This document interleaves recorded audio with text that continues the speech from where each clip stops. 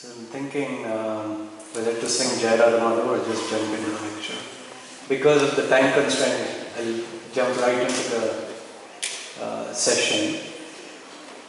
Om Ajnana-Timirandasya Jnananjana-Shalakaya Chakshurunmilitam-yena Tasmai Shri Gurave Namaha. Namo Vishnupadaya Krishna Krishna Bhutale Srimate Bhaktivedanta Swami Niti Namne Namaste Saraswati Deve Gauravani Pracharini Nirvisesha Shunyavadi Pashyatya Sita. Jai Shri Krishna Chaitanya Prabhu Nityananda Shri Advaita Candra Shiva Sadi Gaura Bhaktivinoda. Hare Krishna Krishna Krishna Hare Hare Hare Rama Hare Rama Hare Hare. So the topic of this session is holistic yes to Krishna. Is everyone aware of the word holistic? Yes? No? Okay. So holistic basically means wholesome. It can also mean soul, body, mind, intelligence all going together in harmony, right? So I want to start off with just a brief definition of what is holistic yes to Krishna, what are some of the key components. And then talk a little bit about what is not holistic. What is the impact of either holistic or not holistic yes. And then let's look at some examples, both ancient and contemporary. But I also want to make this a little bit more interactive. That's something I like to do. So it's not so boring for you for the next 45 minutes or so. And I think that way we also learn more. So holistic yes. So there are three major components to holistic yes to Krishna. So first one is your yes to Krishna is your own. So that's one key component of holistic yes. So what does that mean? So it's not, you're not saying yes to Krishna or yes to Krishna's representatives in your life because someone else wants you to say that yes, right? Or some inner voice is pushing you to say yes, or someone really pressuring you to say yes, right? So very important component of holistic yes to Krishna is it's your own. So think about it. Let's take the example of marriage ceremony, right? Especially the way they do it in the West. Imagine you are in that moment, very important moment in your life. You have to say, yes, I do, right? I want to enter into this marriage or I want to enter into this commitment. Imagine if it's not coming from the right place. That's a pretty risky yes, isn't it? Right? If you're not fully there and if it's not coming from you, it could be a big mistake. Now, this example is a little unique. Even if it comes from the right place, it's a mistake. I can speak from personal experience. Is my wife here? Was she joking? I thought she went out. When did you come back? But you get the point, right? So, not about my marriage. The difference between saying yes from the right place and yes from the wrong place. Now, just building on what Maharaj was emphasizing in the morning about head versus heart. So holistic yes, another way to look at it is it's coming from the heart versus the head. Yeah. Right? She said yeah. And she likes it. And it's the yes that's coming from our desire to grow in spiritual life. So it's not something that's coming necessarily influenced by the other modes of nature, or especially passion and ignorance. I'm saying yes to Krishna because I'll get some material benefit out of this, or something like that. Versus it's coming from this desire, I want to grow in Krishna consciousness, I want to learn. That's why I want to say yes to this particular service opportunity or relationship building opportunity or whatever it may be. Yeah? And it's interesting because our lives tend to be so fast paced, we don't necessarily pause to think about that when we are confronted with service or other devotional opportunities, isn't it? It's very hard to slow down and say, okay, is this coming from the right place? The second aspect of holistic yes is it's primarily a spiritual yes, right? Coming from the heart, coming from the seat of our natural consciousness. But ideally it should also be supported by the other dimensions of our being. So our body, mind, intelligence. Right? Because sometimes impulsively we may feel that, okay, I'm feeling very inspired here, and we may run with yes to Krishna. But then your body is not coming along with you, or your psychology is not ready, or even your intelligence is not well nourished to support that yes to Krishna. Does that make sense? So it's like getting into a car, so you want to drive somewhere.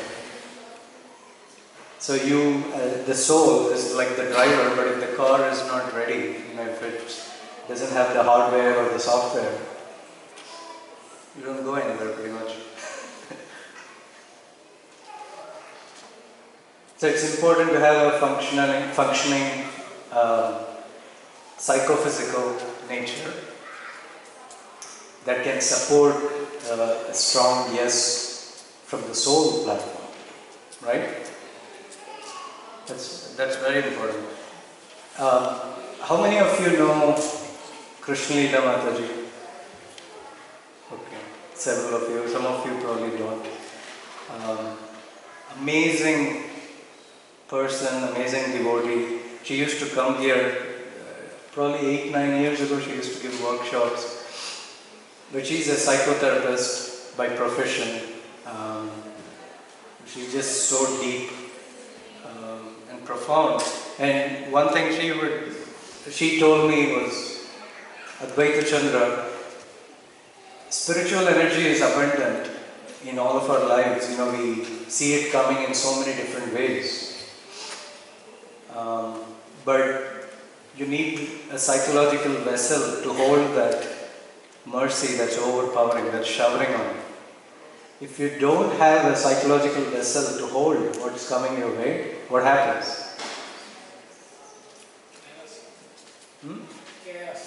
Chaos. Or at least you'll be like unsettled, right? You wouldn't know how to deal with it. And that happens a lot, more than we think, and maybe we all don't pay as much attention to that as we should. And sometimes we go after the wrong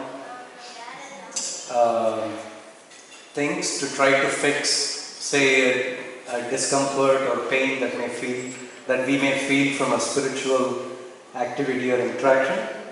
But it could be potentially related to the fact that, okay, I just didn't have the vessel to hold all that was coming. Maybe if I could expand that capacity a little bit, I'll be in a better position. Right? Now, why is the vessel not ready to hold? What are some things that could cause that? So think about a vessel. What if it has holes and you're trying to fill water? You won't go too far. Fill some water and then it will drip down, and then you're wondering, why am I not progressing? Because there's no dearth of spiritual mercy, especially those of you who have been part of the programs that Maharaj facilitates. It's like abundance of spiritual mercy. Day in, day out, month in, month out, year in, year out, right? A lot of opportunities. But if we don't have the vessel that's not bleeding, it can be pretty challenging. The third component of holistic yes is your yes to Krishna or Krishna's representatives takes into account or takes into consideration the needs and spiritual trajectory of your dependents. Especially those of us who are, in Grihastha ashram, right? We have that extra responsibility. You can't just act like a brahmachari or brahmacharini, right? We have to take into account, okay, what is my spouse, what is her or his take on this service opportunity or this devotional activity? How is this going to impact my son or daughter? And in some cases even the broader family, if you have parents staying with you and so on and so forth. Because every activity that we take on, every opportunity that we say yes to, has implications. Right? So taking that into consideration is quite important. Why is that? Because if your dependents, they're not ready, they don't come along.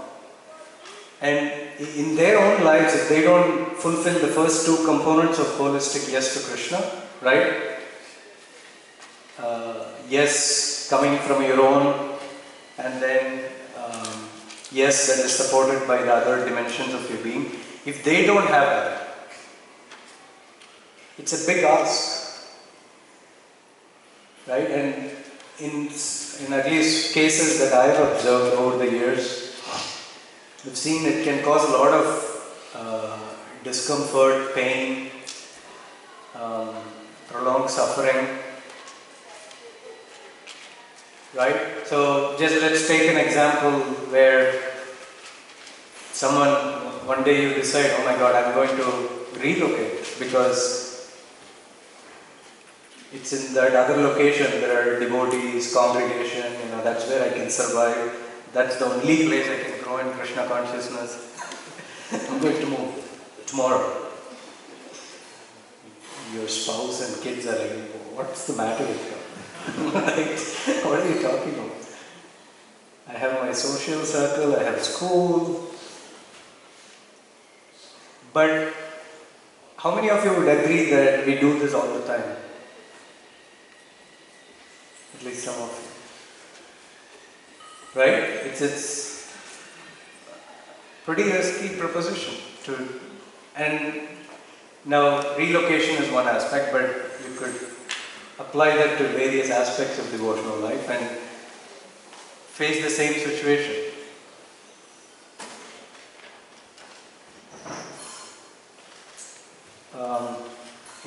Sometimes devotees are inspired.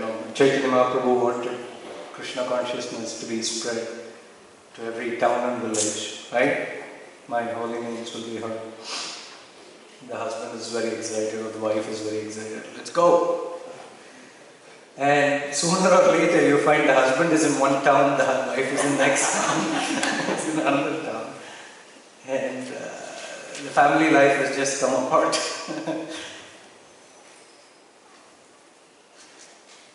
So that's not holistic yes to Krishna, because it's counterproductive to what you want to actually achieve for you and your family. Does that make sense? So far so good? So when your yes to Krishna is not holistic, so just to summarize, it can lead to pain, suffering, and eventually even motivate you to give up Krishna consciousness. One thing that I've observed over, so I've been coming to Geetanagari retreat since I came in contact with Maharaj, probably from 2001 or 2. And it's nice to see so many devotees every year, but one thing that I'm also seeing is except for a few core devotees, every time we are refilling the bucket with new devotees. So I wonder what happened to the others. No, of course, some of them are not able to come for legitimate reasons because they are occupied with some obligations or services. But personally, I know that some devotees have left the association. What happened? And that's very heartbreaking, isn't it? Maharaj used to say that we are not a society, international society for introducing people to Krishna consciousness. We want to retain people, we want to grow, we want to keep expanding. So sometimes I wonder, is it because the yes to Krishna that happened, the lives of different devotees, is because was it not deep enough, was it not holistic? Could that be a reason?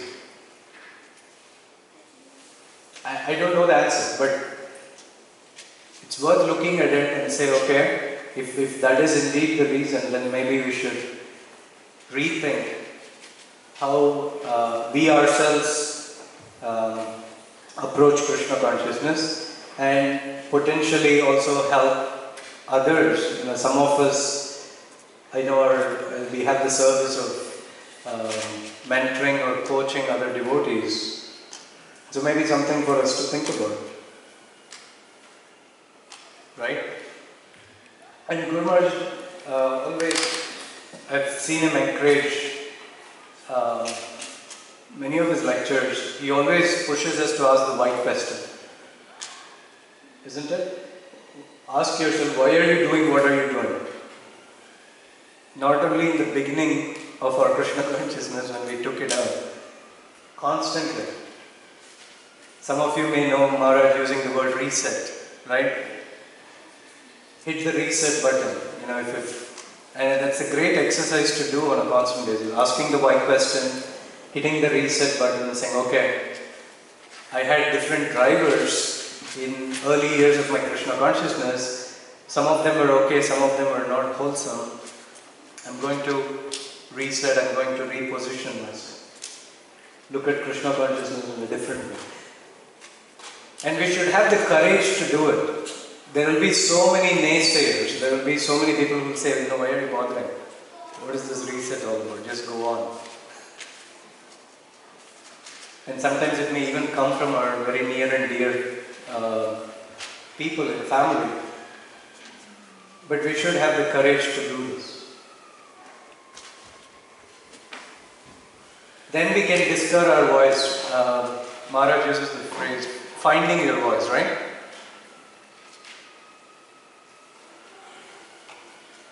And the more we are able to do that, the more we can say holistic yes to Krishna. And I've heard this from so many other senior devotees, how in many, many cases people go on in Krishna consciousness even for 35, 40 years. The society is now 50 years old, right? 51. People go on, but it may not necessarily be, the drivers may not be the right drivers.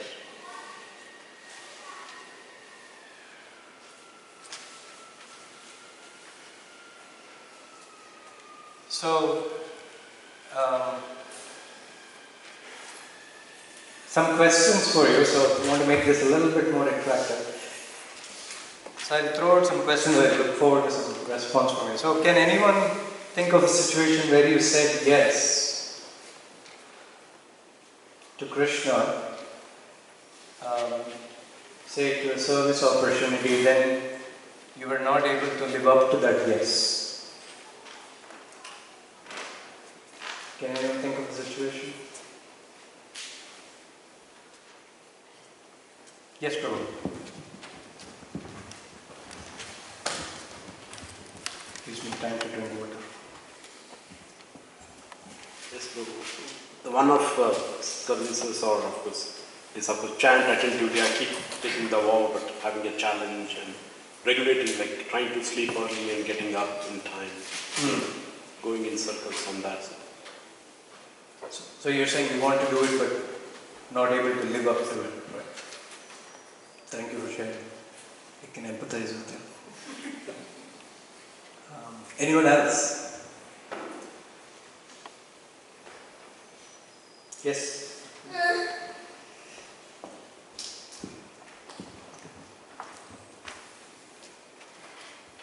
Hare Krishna Prabhu. Hare Krishna.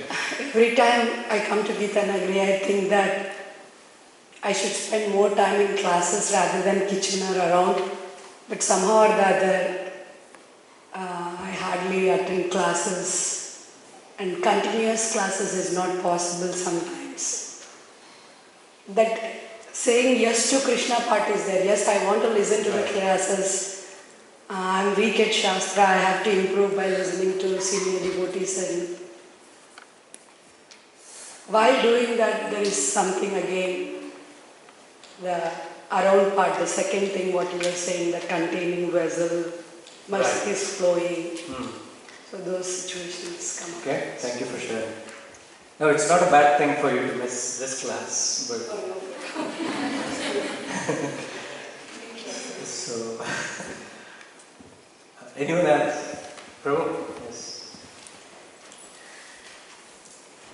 Oh, sorry. Okay, go ahead. Hare Krishna Prabhu, two things. One is in regards to cleaning service that I do at the temple. I've not been able to, even though I've formally taken the service, but I've not been able to do it on a consistent basis. I want to improve, but as you said, I've said yes to the service, but not able to perform it to the required standards. Okay. And the second thing is for personal application, like after hearing on a regular basis, taking down certain points to apply in my life. I see that I apply maybe very few out of the list of points that I take down every day, that okay, I need to do certain things. That's why I don't take down any points. No, makes sense. Thank you for sharing. Prabhu.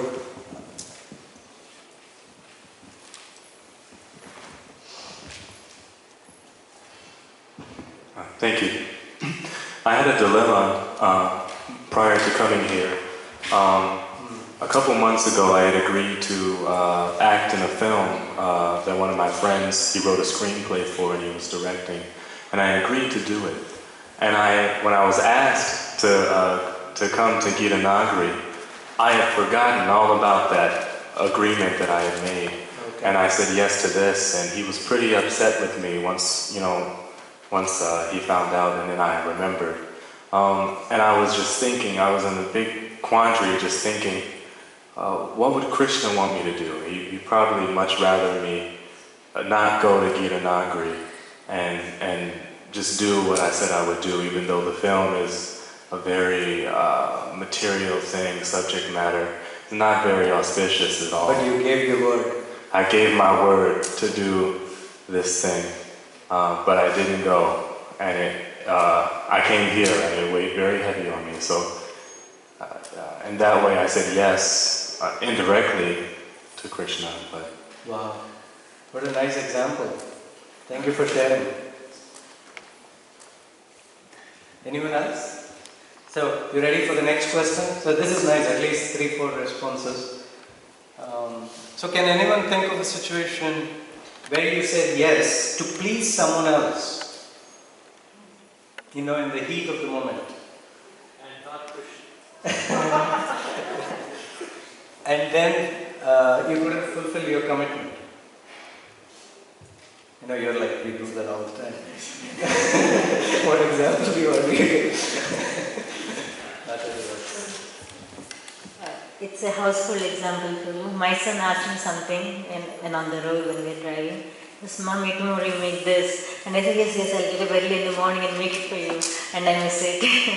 Because it's just, I was pressured with so many other things also. So I say for him, yes, I'll do it.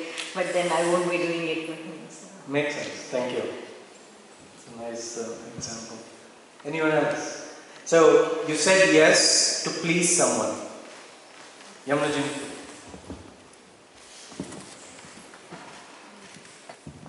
Another household example. My poor wife now has to mow the lawn every week or so because she got fed up with asking me and I said, yes, I'll do it. I never got around to doing it. She's now doing the mowing the lawn. So. Okay. Thank you.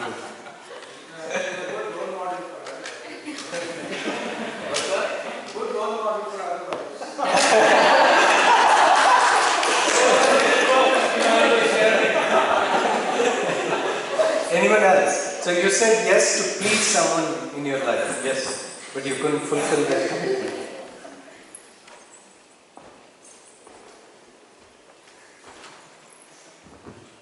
Hare Krishna Prabhu, when our temple president and everybody went to HG Prabhu's meeting about book distribution, I'm a little bit into book distribution group, so.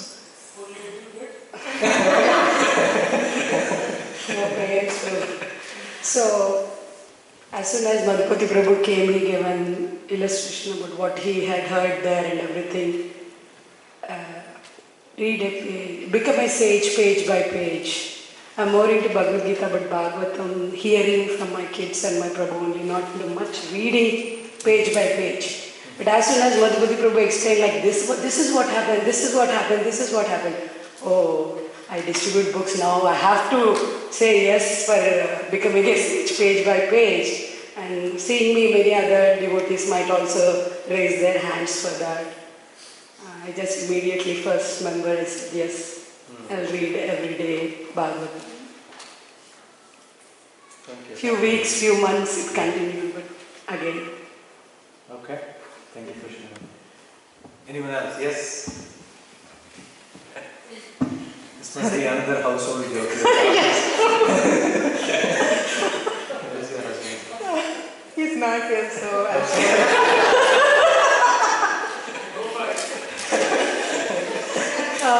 yes, Prabhu.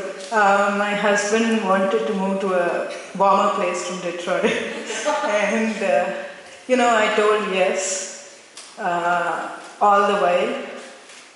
And, I got ready to move in my mind, but in my heart I was not able to. Interesting. And, struggling with that. Okay. Now, I was in a conversation with a couple of devotees yesterday, I won't reveal names, but I thought the way they responded to their parents' demand for them to come to relocate to India, I thought it was very nice. Because they basically told the father, we would love to do it, but we have to focus on our kids' school, blah, blah, blah. It wasn't like an impulsive, okay, we want to please you, you're our father, here we come with the baggage, right? So I thought that was a very mature response. Good. Next question. So can anyone think of a situation when you said yes, out of immaturity or out of imagination, and that yes caused great discomfort for your dependents, discomfort and pain? So this is getting a little bit more serious, isn't it? So out of either immaturity or imagination. So by imagination I mean you're assuming that if I did this or if I said yes to Krishna in this circumstance, Krishna is going to be pleased, or Krishna's representative is going to be pleased by that yes. You're imagining, you're not necessarily, even confirming that by talking, say to people who are guiding you in your life or your spiritual master and so on. You're just imagining, okay, based on all the lectures that I've heard, this is what pleases them, so I'm going to do this, right? Any examples of that? Oh, Yamalajan.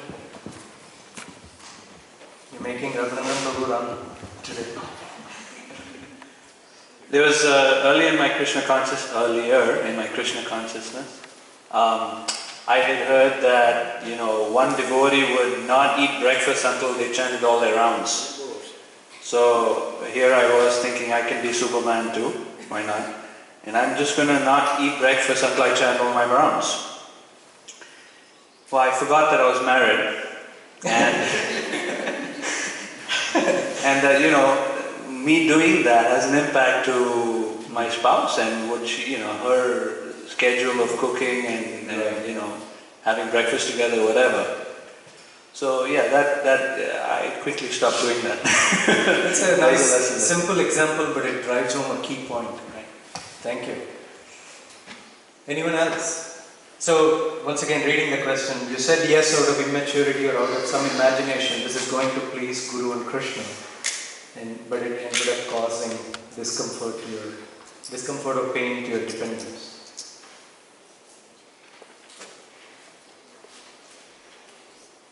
Now earlier I talked about relocation. That's once again, if it is done from the right place, sure. But if it is done out of immaturity or because you're upset with the status quo, you're angry about your current neighbors, that's what is driving, then that usually has negative impact, right, on you and your dependents. So something for us to consider, what is driving us, driving our decisions.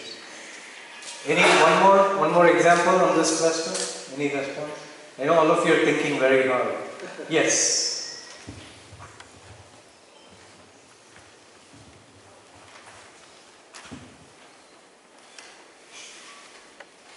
Prabhu, this is like for the earlier question and this one, it's kind of mixed, I would say. Okay. It's to please somebody, and also out of my imagination that this is what would please Krishna and his representatives. Yeah.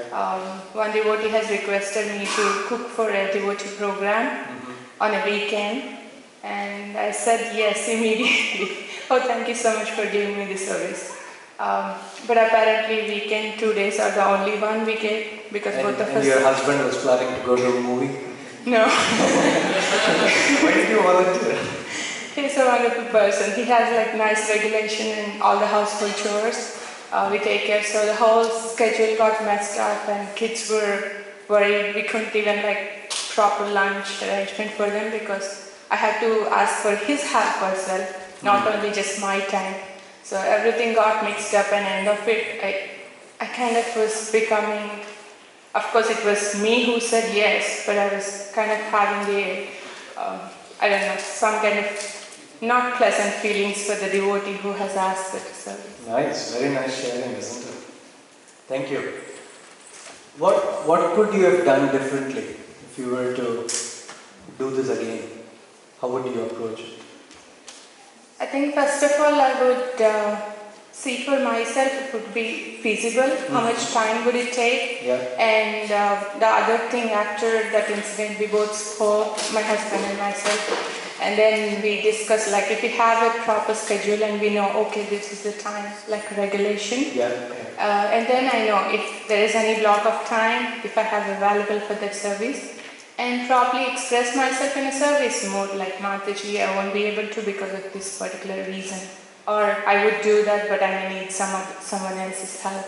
Nice, very nice. Thank you. Now, last question. Can anyone think of a situation where you said yes to Krishna, or Krishna's representative, due to pressure from another? Ramananda Prabhu is laughing. I was looking at it. And you ended up blaming that very person and others, forever. Any examples? Oh, awesome. By Hari Prabhu, I got more time actually.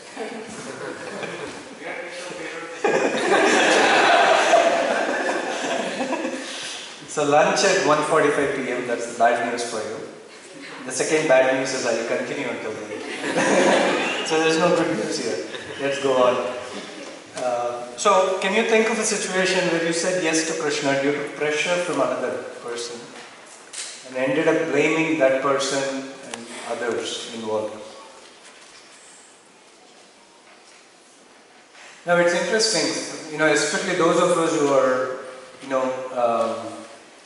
doing the service of, say, mentoring or guiding devotees, it's interesting how we approach it, because externally we may come across, we want to try to come across as, not putting too much pressure on our,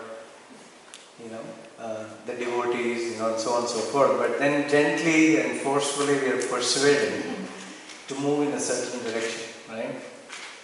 I know of an example, at least one example, where the mentor or the counselor put pressure, but seemingly in gentle ways, to make the devotees move or relocate. Right? Why are you staying in that location? That's like hell. Maybe you should consider moving closer here so we can build a community. Once again, be careful when such invitations come, even from well-meaning, well-intentioned guides. Because once again, if the decision comes from your side, it's better versus someone else making a decision. Because eventually you're going to blame that person. And that's not good, right? Especially in our Vaishnava etiquette. That's a serious issue. It becomes offensive and so on and so forth.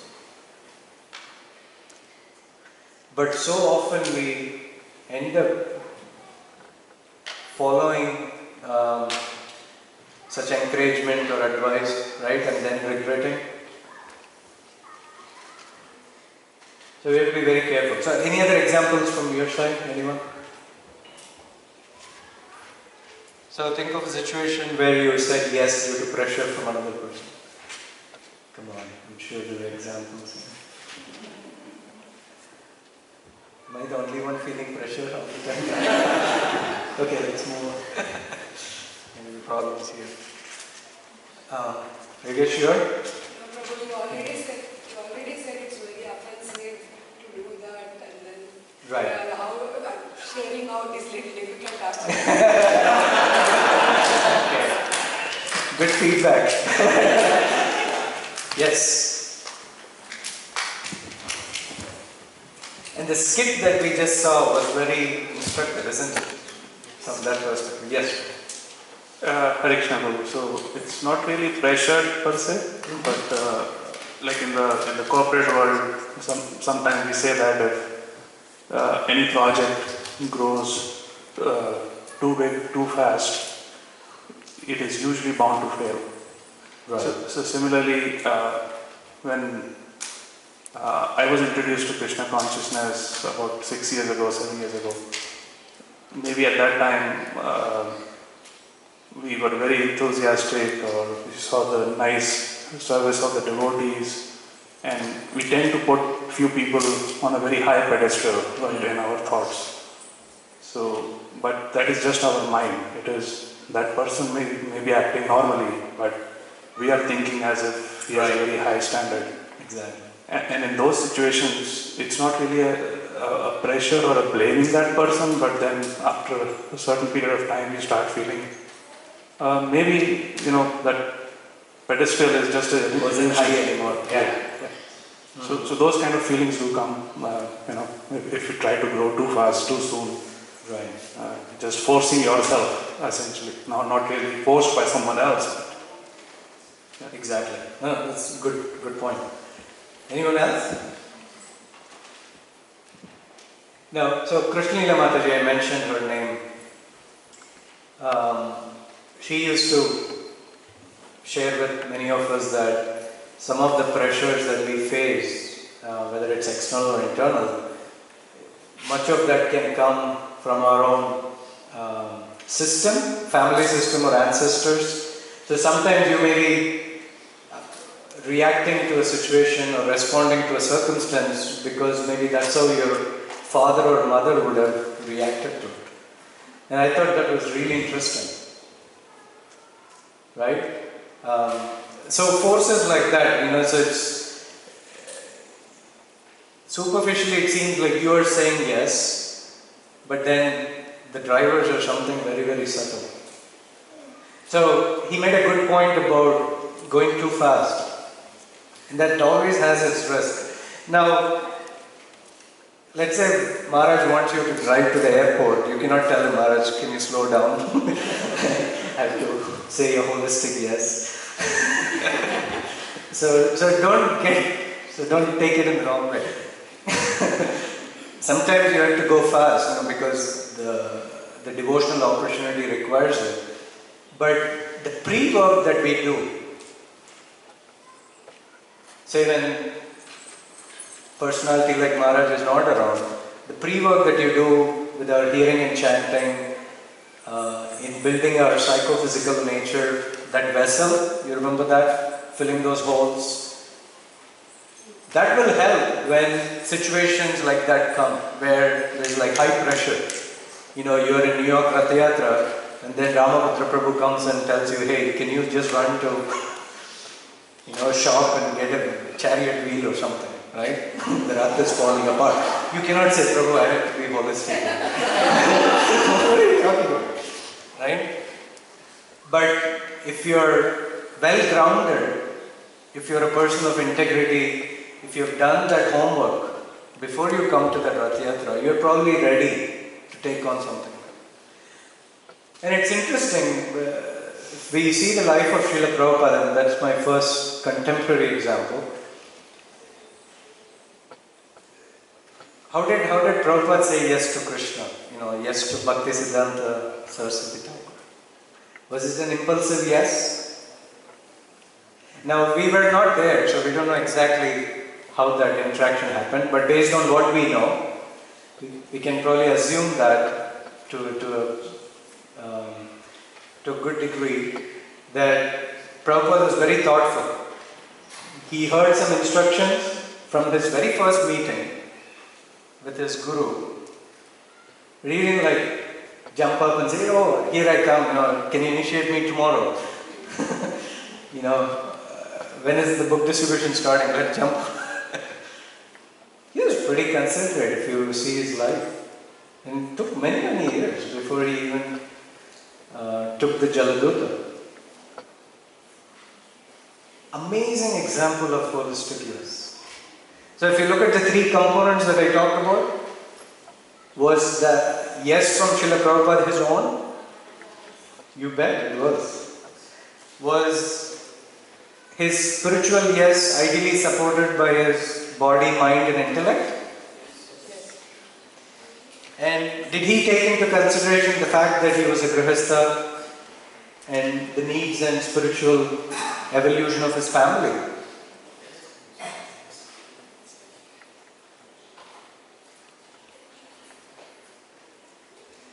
And when we look at, this is something that's interesting for me as well. When you look at the early years of ISKCON, right? There were literally hundreds and thousands of devotees who came to Srila Prabhupada's shelter. So many brahmacharis, especially from the Western world. Sometimes I just wonder, where are they? What happened? We barely have probably tens, and not even hundreds, that are left, that have continued to practice. So what happened? Now, once again, it could be very complex, and so we don't want to pretend that we know all the answers.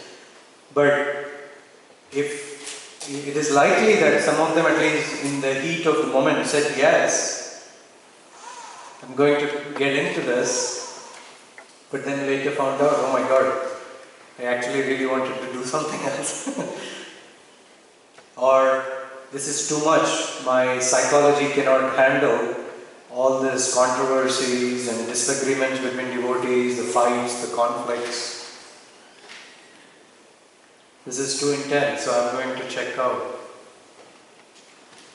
Which is fine, but so that vessel analogy, going back to that, so if our psychology is not there, if our psychological development is not up to being part of the devotee community and accepting all its glories but also all its shortcomings, we could face some challenges. Right? One, we see devotee and another devotee, they have arguments, and then we are wondering, okay, what is going on? And we react to it in an impulsive way and say, this is terrible, I'm not going to be part of this, I'm going somewhere else. But on the other hand, if our psychology were well developed, we could say, okay, I see this is not pretty, not nice, this is not devotional.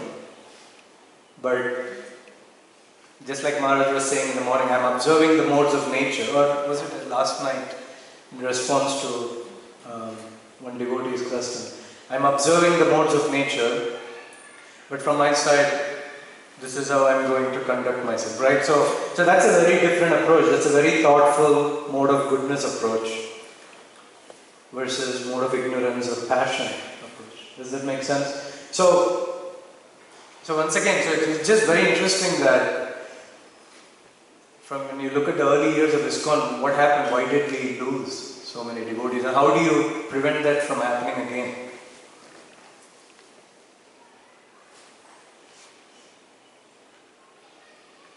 Something for all of us to consider, right? Just a couple of other examples from scriptures of holistic yes. Now, yesterday I was thinking about this. It's interesting. Most characters in our scriptures, they're usually pretty holistic. There aren't too many examples of unholistic behavior from at least the devotees in scriptures. I'm not talking about a Duryodhana or a Kamsa. Among devotees. But one example that comes to mind where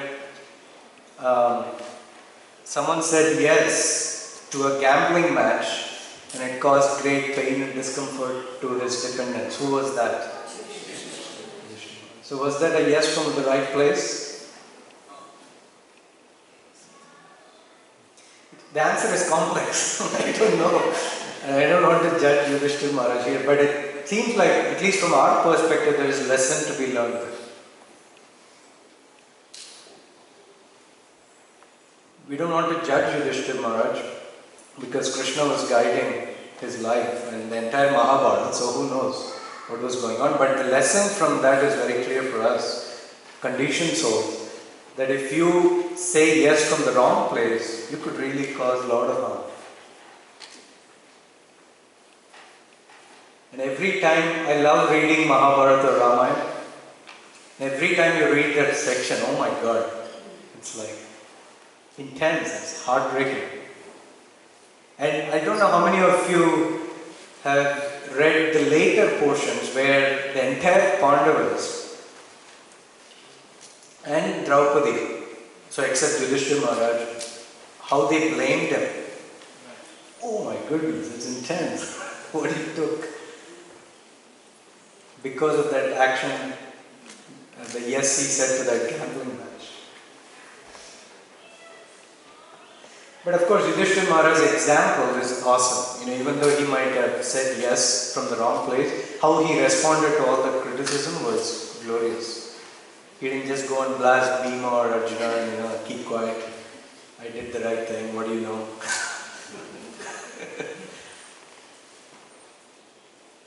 Amazing example. Now, Arjuna in the Bhagavad Gita is one glaring example of saying yes from the right place. Right? When did Arjuna say yes to Krishna? Was it in the second chapter, first chapter? 18th chapter.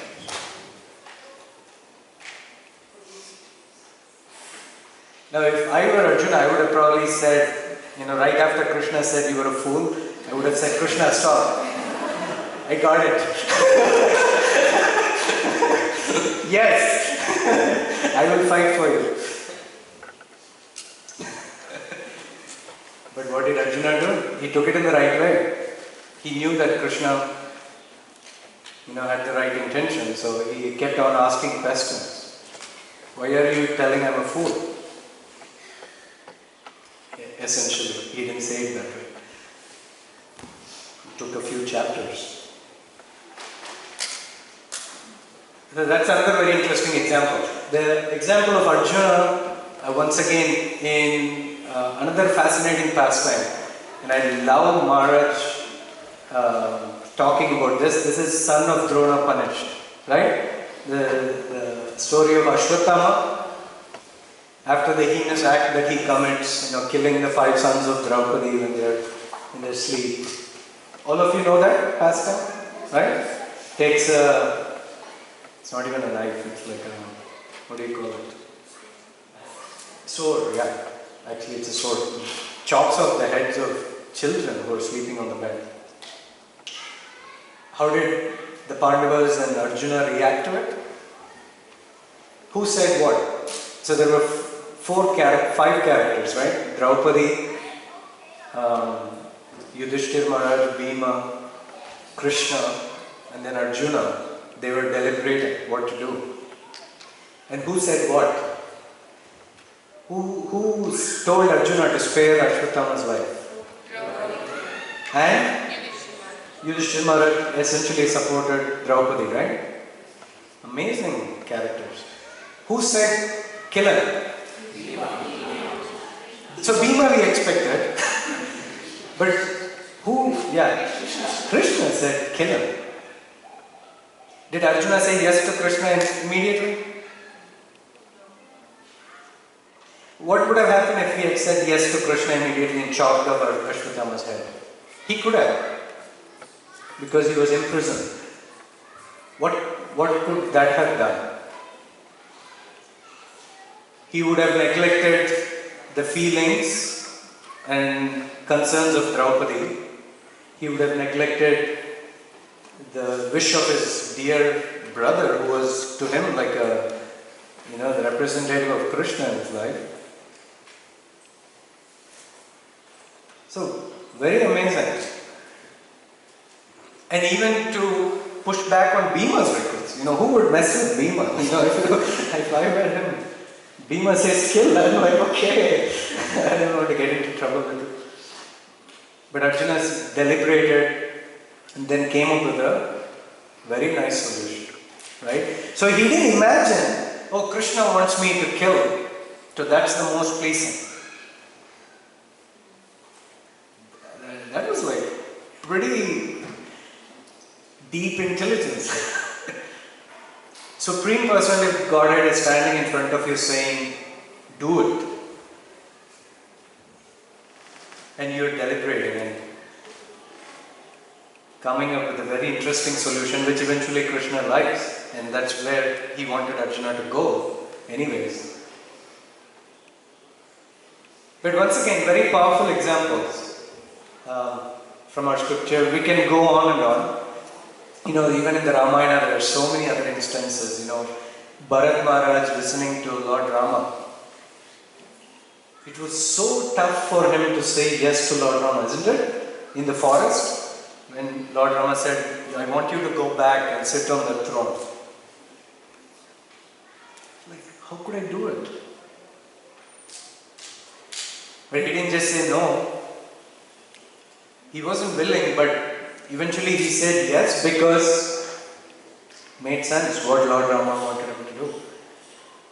His intelligence was awakened. He saw beyond his emotions what Lord Rama was trying to accomplish by asking Bharat to do. Right? But once again, very tough yes to Krishna in that situation. Not easy at all. Who said an impulsive yes in Ramayana? When Kaikeyi reminded about the bones.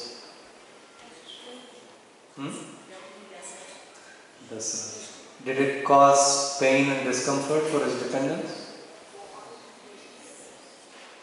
But it's interesting, apparently he followed Dharma because he gave the word. It's so complex, the laws of Dharma. That's why Prabhupada said, or Bhagavatam says, Mahajana, Ena Gata Sapanta, right? It's really complex. How do you say which is right, which is wrong?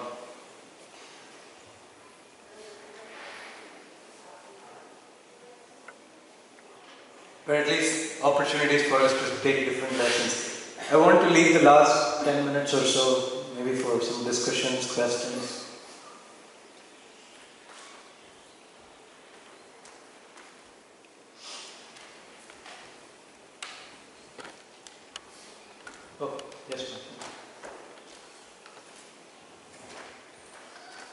Hare Krishna Prabhu, thank you so much. It was a wonderful class. As you were describing Srila Prabhupada's example, I feel he sort of said yes in the beginning itself because there was a certain kind of faith in the heart. And then for a holistic yes, maybe he would have taken time, the lifetime of preparation. Right, so that's a very good example. I think maybe the way I heard it from Krishna Prabhu once in a class. How many of you know Krishna Prabhu? Some of you don't. But the way he said it in one class, I remember very vividly that when you say yes to Krishna, it's not necessarily that you're acting on it right away. You're saying yes in consciousness. Right? And that manifests with time. So yeah, you're right. So Prabhupada didn't say no, or he wasn't reluctant or hesitant. So thank you for clarifying that. So he said yes in consciousness, makes sense, this self-effulgent person in front of me in the form of Bhakti Siddhanta smashed me on all the points that I had, and he's like, I have nothing to say no. But he deliberated and was thoughtful in how he went about executing it. So that's where the holistic component came. And maybe that's the example that I think we should follow, where, say, when devotees offering a service opportunities or asking us to work on something, we shouldn't be just for the sake of it say, no, I don't want to do it because it's not holistic. Because that defeats the purpose. Versus internally at least we say, actually yes, I'm excited about this because that's what my life is meant for. But like you did in the case of accepting that service, so going through that process is important. Too often we eliminate that process, and that's where troubles come. Thank you. Binary Prabhu or any of the other senior devotees, you want to share some points? Anyone from the Matajis? Please correct me if I said anything wrong. I guess I just wanted to share my appreciation for the thoughtfulness that you have put in this discussion. And like I said, I really appreciate Kiganari because there's something that all of us can take back and put into effect in our lives to improve our devotional life. There's of course philosophy and then there's application. And as practicing devotees, we know that there's a million miles that separate the two. So thank you very much for helping us bridge that. Thank you, Prabhu. Any other questions, comments? One thought I had was, even I would say that most of the times when we say holistic yes, we have thought through a situation and considered all the possibilities, dependence and so on and so forth, and still there might be unexpected developments that happen because of those decisions. Yeah. And the situation might be very painful or hurtful or uncomfortable, but still I do not see a point there to point fingers at the other persons or the position, because it's not going to help in any way. Only thing that we can do at that point of time to see is how I can extricate myself from that unpleasant situation and move forward, and what I can learn from that. Right. So the beauty of holistic yes is you will be well prepared for such invariable eventualities, but the good thing is you will own it. That's the beauty of it, right? And in one-on-one conversations that I've had with several ISKCON sannyasis, one thing that they shared was much of their time goes in fixing the mess, right? Niranjan Maharaj, I think Maharaj commented once, cleaning the bottle, he said it that way. So we want to try to avoid that. We don't want to burden either Krishna or Krishna's representatives by saying yes to Krishna impulsively or not in a holistic way, because then many people have to own it, or they will out of their compassion they may want to help you, but I think those kind of situations prevent people from focusing on the key priority for the movement, which is we want to grow it. We don't want to just keep fixing things, right? So when we say holistic yes to Krishna, each one of us, we tend to own things, and that's awesome. And then the mentor or the guru is there to support you in your growth, not as a janitor, right? Which is a very different world. Makes sense? Thank you for sharing that. Any other questions or comments? Yes. We have about 5 minutes. Hi Krishna Prabhu. You said that we should, even to authorities or mentors, we should always say a holistic yes. So, saying, like considering a situation where one says yes, but one doesn't want to say yes, but one says yes because one knows that it's good for oneself. Is that holistic? Because one has thought through it, even though one doesn't say it from the heart. It depends on what is preventing you from saying it, saying a full yes. Like you mentioned that something you don't want to say yes. So what is it that's driving that? So it's good to pay attention to that. Now, I don't want to scare devotees, as I said, I gave some examples. When you're in a situation where some service opportunity comes, I'm not saying just pause and stare at, the mentor or guru.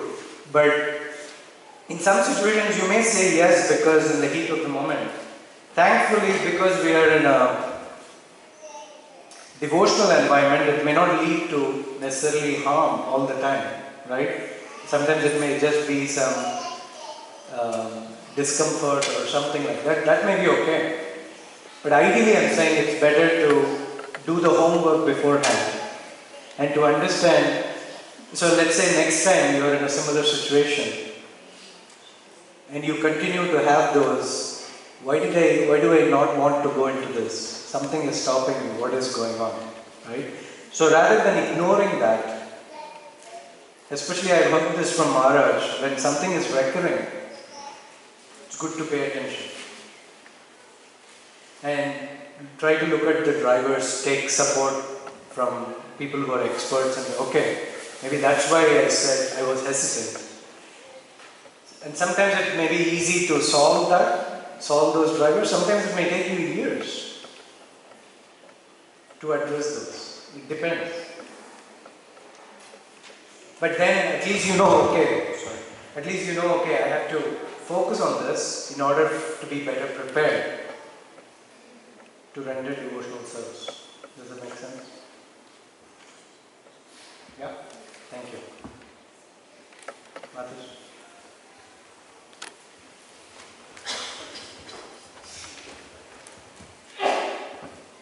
Hare Krishna Prabhuji.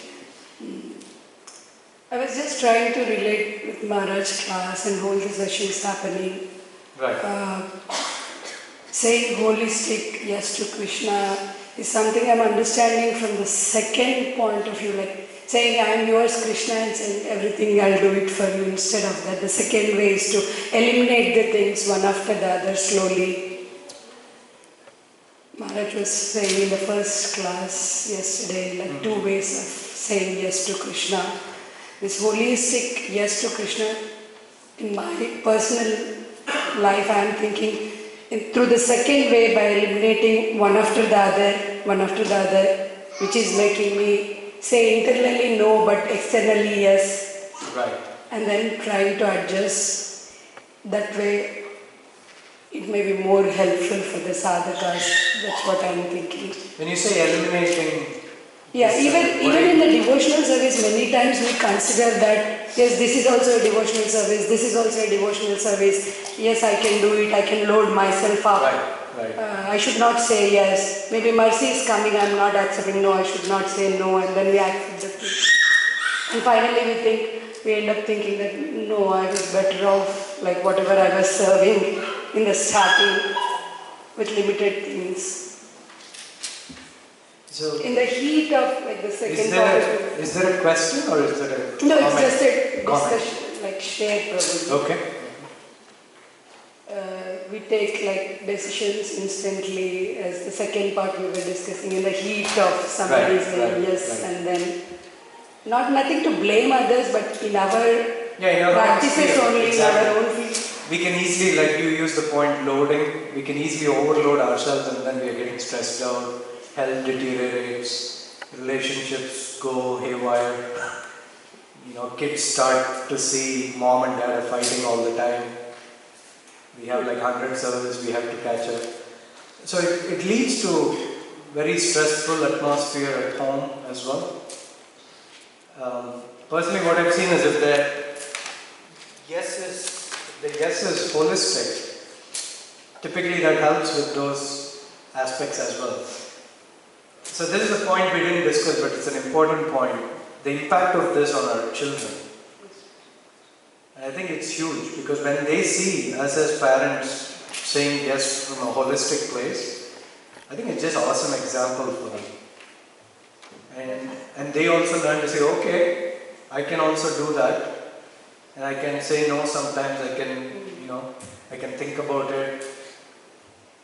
So that's very valuable. Maybe sometime in the future we can talk about that. Holistic yes as a parent.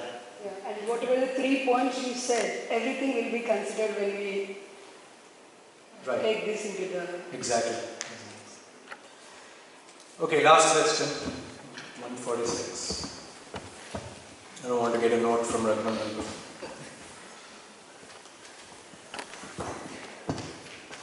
Hare Krishna, Prabhuji. In the process of coming out of a comfort zone, when we are receiving certain instructions or service from our mentors who know us better than what we know of ourselves. So why are you assuming that? No, I'm serious.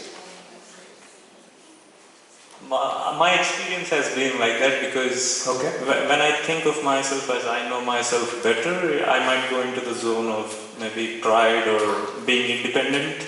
Okay. So I agree with you, Prabhu. I mean, this is not a generalized statement. Sure. So you get where I'm coming from. Yeah. So when we are presented with some instruction or a service which we have some doubts in, but we want to adhere to the instructions being given. So when we say yes, there is some element of doubt inside, but we want to just say yes for the sake of maybe trying something, still trying to be sincere and follow. Mm-hmm. Is that a holistic yes? As per the definition I gave, not necessarily. But is it a bad thing? Not necessarily. Because it depends on what lessons you are taking from that experience. As I said, I think to respond to a question here, sometimes we may say yes in the heat of the moment, or because we have some assumptions, right?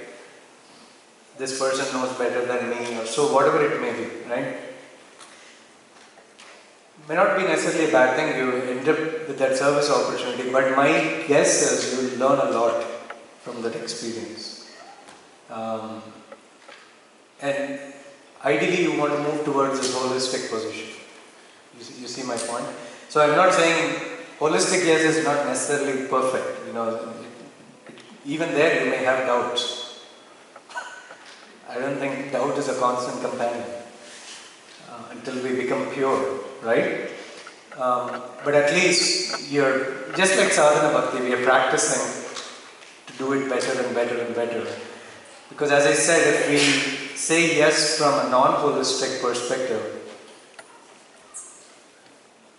you may have the desired results in terms of the service getting done, or mentor or guru appreciating you and all that may come.